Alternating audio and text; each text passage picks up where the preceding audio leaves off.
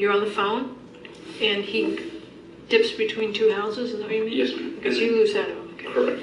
And then he comes back out and circles my car while I'm on the phone with the police. Okay, is he saying anything to you? I couldn't hear. My windows were up. Okay. As soon as I saw him coming up, I rolled up my windows and I stayed on the phone with dispatch. Okay.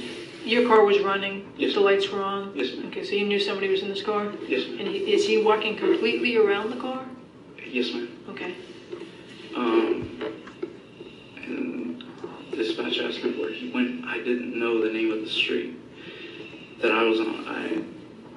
So you'd come off your street and got into another street? Yes, ma'am. At some point, that okay. Goes in, cuts through the middle of my neighborhood. Okay. I didn't know the name of the street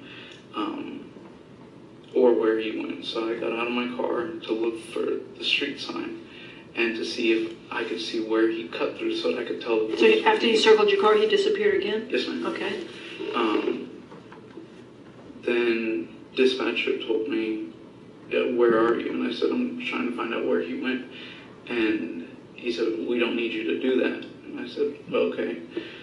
He said, we already have a police officer en route. And I said, oh, all right. And I had gone through the dog walk where I normally walk my dog, and walked back through to my street, the street that loops around.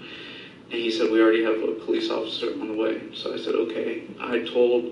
They said, would you like a police officer to meet you? And I said, yes. And I told them where my car was and the make and the model.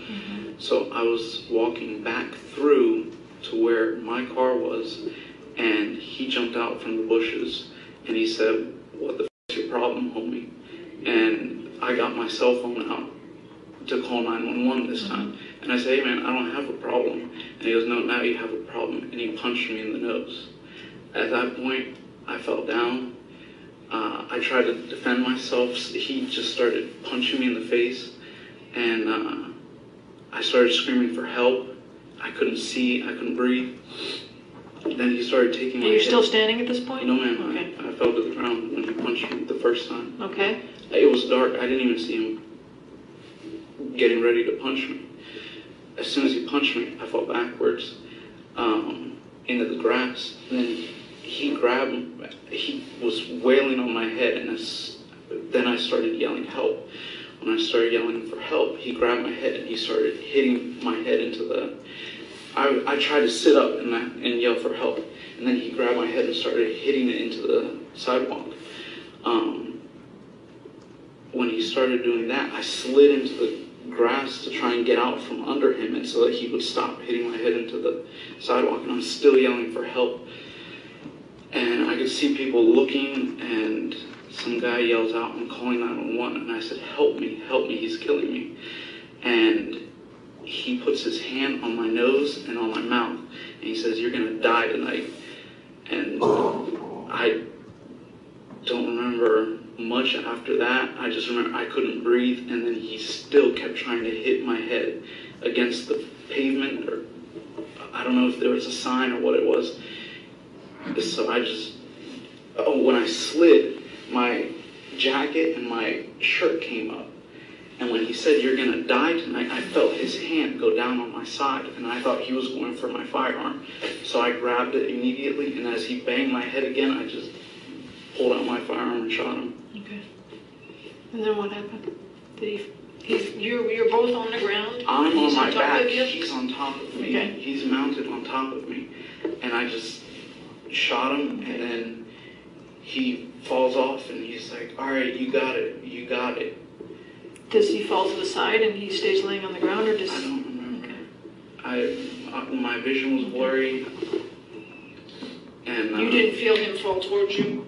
He somehow ended up to one side or the other, or you don't know? I don't remember. I think when I shot him, it might have pushed him back.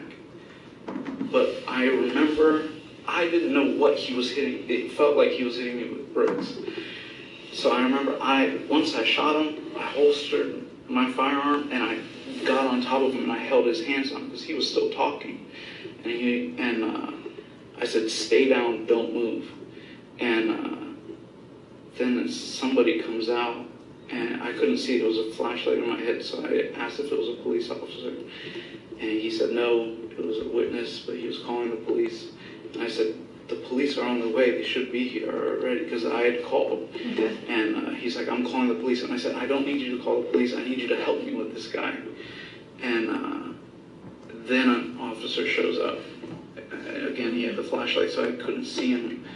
And he asked me, who shot this guy?